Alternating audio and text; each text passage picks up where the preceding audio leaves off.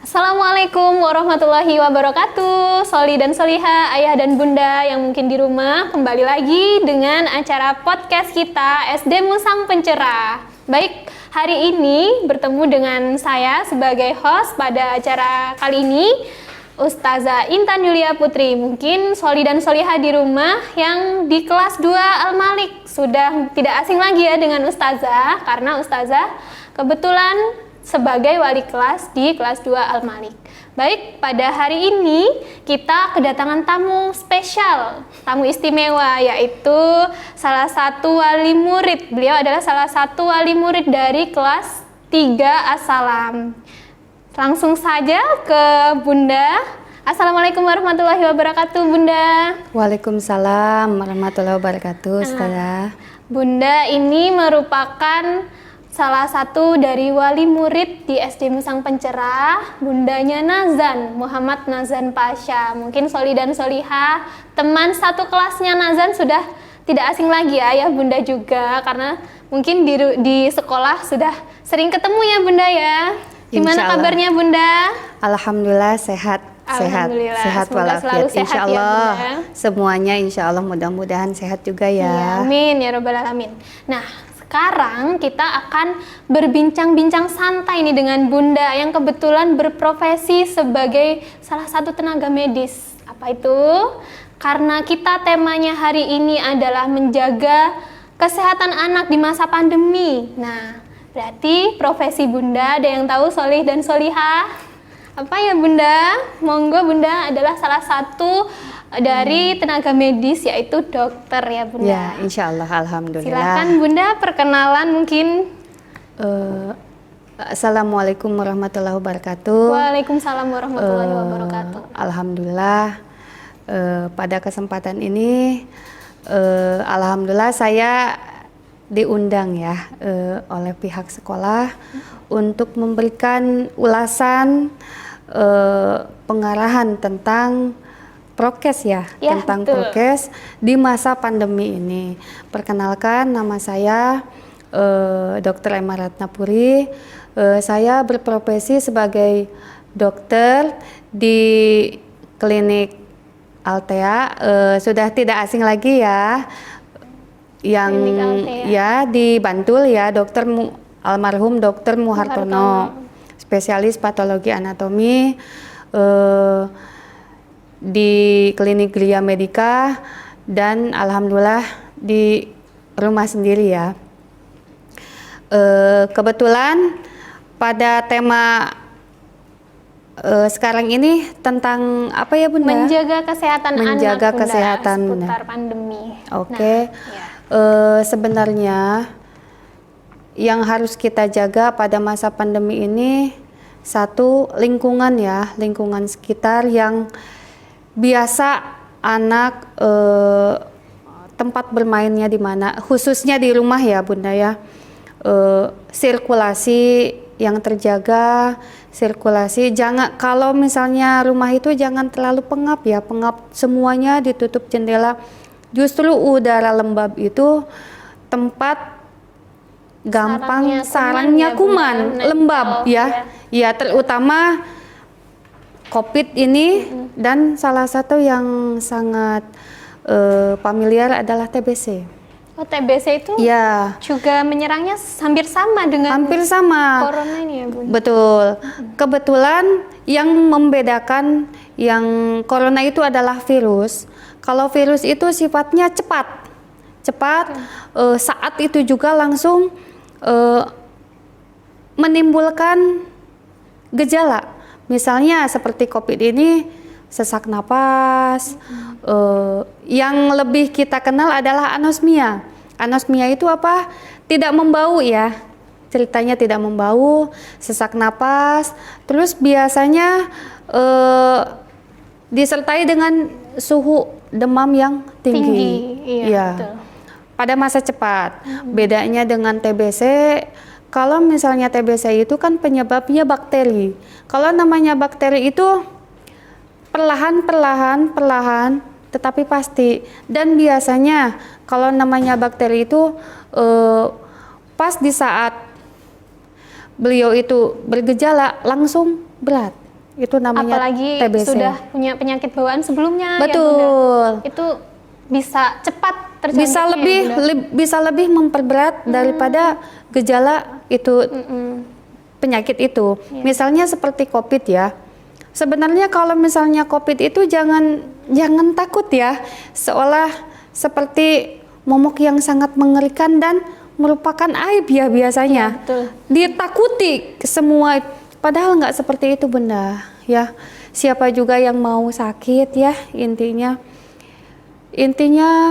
kalau namanya COVID ini tolong jaga namanya imunitas itu asupan makanan yang bersih, yang sehat, banyak minum, terutama banyak asupan protein. Apa itu protein? Yang gampang tempe, tahu, telur, ikan. Karena protein itu sendiri akan membentuk imunitas yang kuat. Baik. Betul, yang kuat, yang dimana pas saat si virus itu datang ke badan kita masuk, nah langsung dijaga sama imunitas itu sendiri. Baik. Begitu. Oh, jadi sebenarnya COVID ini kalau di sebenarnya penyakit yang tidak seseram yang ditakutkan oleh masyarakat ya Bunda. Tidak Bunda sebenarnya. Alhamdulillah kalau misalnya memang menyerang pada orang yang sehat dan tidak punya penyakit komorbid, dalam arti penyerta penyakit metabolik biasanya tuh misalnya diabetes atau jantung. Kalau misalnya memang ada penyakit penyerta itu, COVID itu justru memperberat keadaan. Ya. Semakin parah itu. Betul. Ya. Betul. Tapi kalau misalnya memang tidak ada penyakit bawaan tersebut, insya Allah kalau misalnya imunitas tadi bagus, dia akan pulih cepat juga gitu. Berbicara soal pekerjaan ini Bun, sebelum kita bahasnya lebih jauh tentang kesehatan nih Bun. Untuk rumahnya Bunda ini tinggalnya di mana ya Bun? Saya bertempat tinggal di Kauman Metro Pusat ya, Jalan Alamsah, nomor 41 depan kantor wartawan ya. Oh, PWI kalau dari ya. PB itu kalau bukan blok sana ya Bunda? Bukan, kalau lebih tepatnya adalah di sebelah Eko Komputer. Oh, Eko. Alhamdulillah. Ya. Baik Bunda. Bunda selama berprofesi ini sudah berapa lama ya Bun?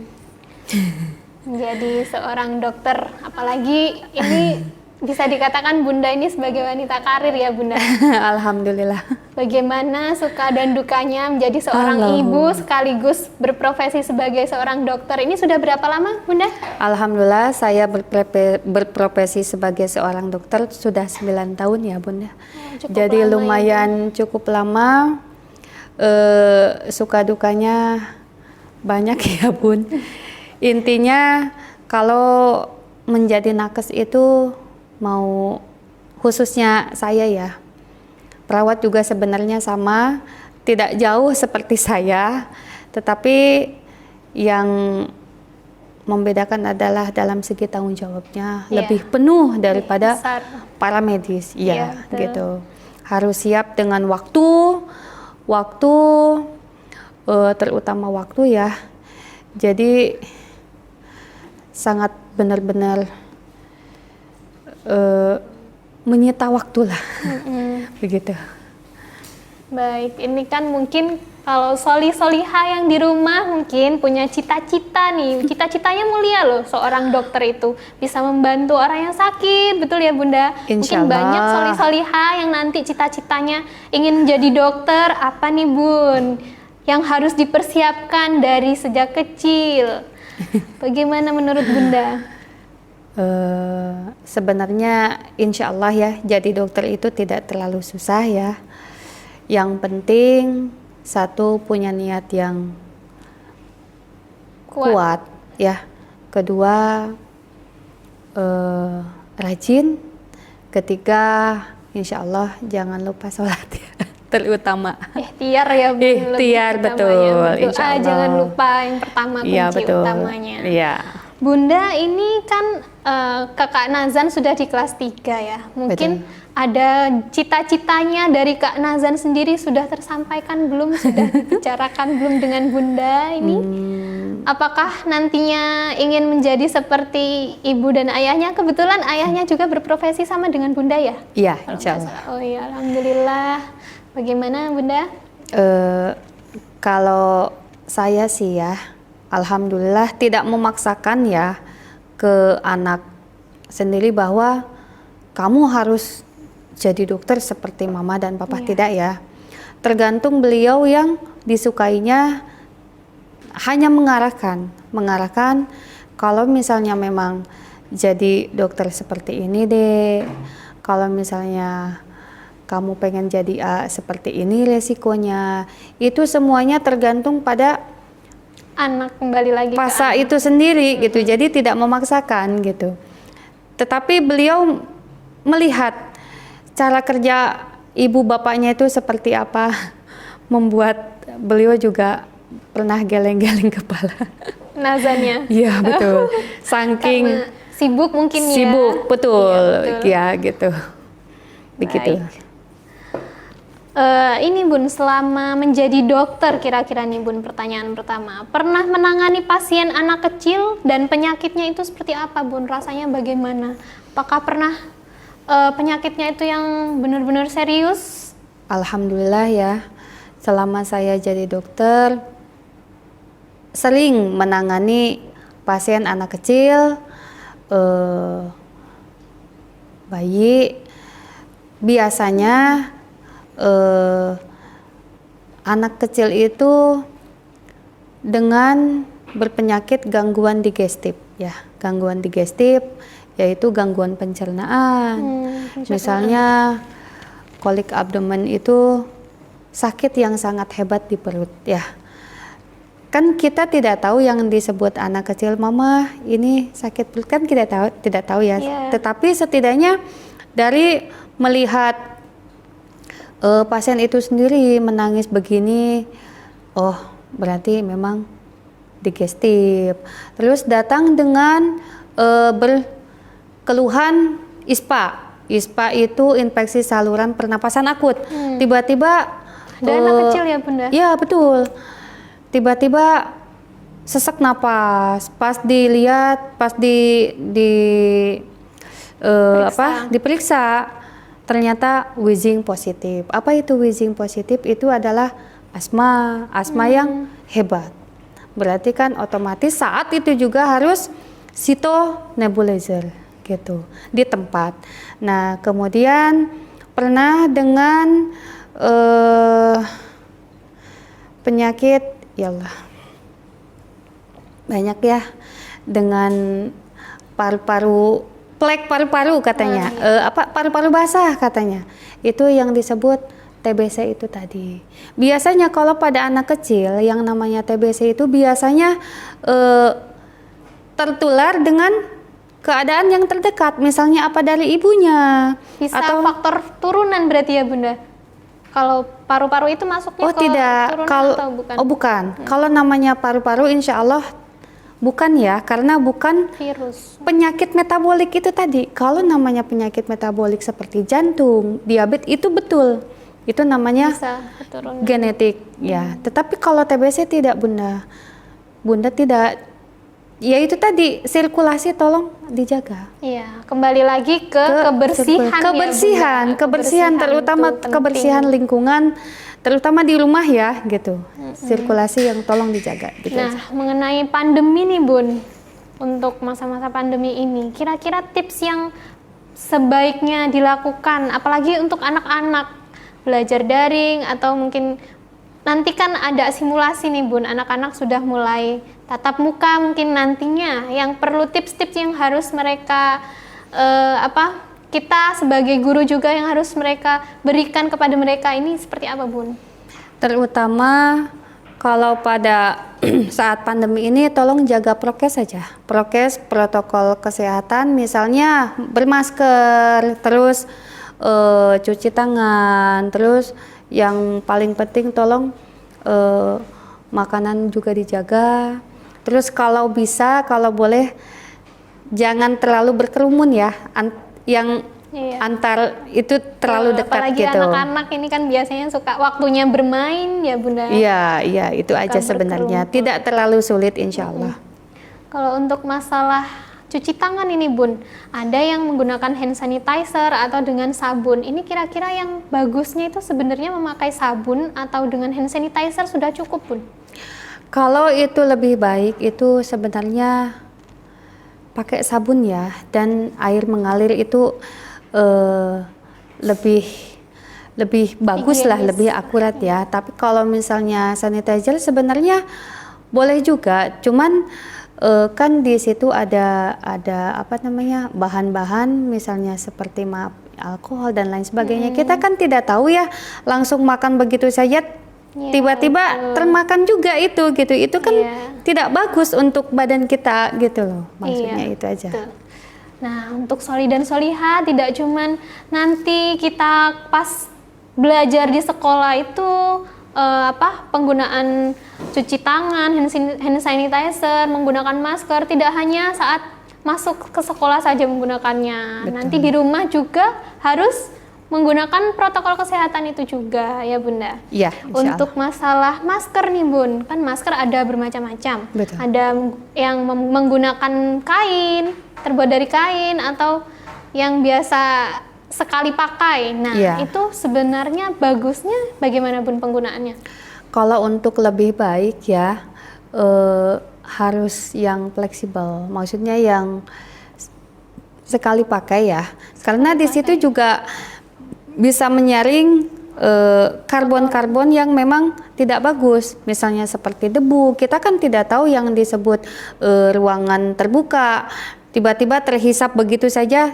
Tapi kalau misalnya pakai yang masker kesehatan itu bisa tertahan di situ. Nah, kalau misalnya bedanya dengan kain kan kita tidak tahu. Dalam sirkulasi juga kan kalau kain itu kan lebih padat ya jaringannya dibanding dengan yang masker kesehatan yang memang sudah dirancang lah ke sedemikian rupa gimana caranya sirkulasi biar baik gitu aja. Iya. Jadi nggak pengap gitu loh maksudnya gitu. Untuk pertanyaan selanjutnya ini Bun, masih terkait dengan kesehatan. Apa alasan yang membuat Bu Dokter atau Bunda Nazan ini mendaftarkan anaknya di sini, di Sekolah SD Musang Pencerah? Alhamdulillah ya, kalau saya lihat insya Allah memadai dalam arti insya Allah agamanya ditekankan, terus bundanya juga insya Allah perhatian. Ya pokoknya insya Allah baik semuanya untuk anak saya gitu aja intinya. Amin. Kalau harapannya sendiri ke anak Bunda ini, Kak Nazan, harapan besarnya nantinya ke depannya itu seperti apa Bunda? Ingin menjadikan anak yang bagaimana? Harapan dari orang tua ini kan pasti ada ya Bunda. Jadi bagaimana Bunda? Harapan saya sebagai orang tua pada anak ya, mudah-mudahan anak itu sehat, pinter, terus lebih baik daripada bundanya lah intinya gitu, yang lebih baik dari yang baik gitu aja. Amin. Semoga Nazan kedepannya bisa menjadi anak yang menjadi kebanggaan kedua orang tua. Insya Allah, Pasti orang tua amin, juga mengharapkan amin. seperti itu ya Insya Allah, bunda-bunda amin. yang ada di rumah, bahkan insya Allah. Untuk selanjutnya Bunda, pesan untuk wali untuk menjaga kesehatan anak di masa pandemi ini seperti apa Bun? Silakan versi Bunda. Tips-tipsnya mungkin Bun. Kalau kepada ibu-ibu semua ya, termasuk saya, jadi anak itu tolong dilihat dalam segi kesehatan, dalam arti makanannya, terus tempat mainnya di mana, tolong dilihat juga. Terus pokoknya yang terbaik lah intinya, jangan kemana. Kita kan tidak tahu yang disebut pandemi apa, misalnya di apa namanya, di tempat itu lagi heboh COVID, apa kita di mana kita kan tidak tahu. Intinya tolong awasi yang lebih daripada yang sebelumnya. Iya, Itu aja. betul. Harapannya juga semoga bisa Indonesia ini, Amin. bukan di Indonesia saja ya Bun, seluruh dunia ini bisa kembali seperti semula, Amin, ya Allah. sehat seperti sedia Insya kala, Allah. bisa beraktivitas layaknya seperti sebelum ada pandemi ini ya Bunda. Amin. Harapannya semoga Insya Allah, amin. sehat, diberikan kekuatan semuanya. Insya Allah. Insya Allah kita pasti bisa kok, insya Allah. Siap. Amin. Baik Bunda, mungkin cukup sekian bincang-bincang kita pada hari ini dengan Bunda Nazan. Yang terima kasih ya Bunda sebelumnya sudah sama-sama. menyempatkan waktunya untuk Sami-sami. podcast di SD Musang Pencerah ini. Baik, Amin. kita cukupkan sekian.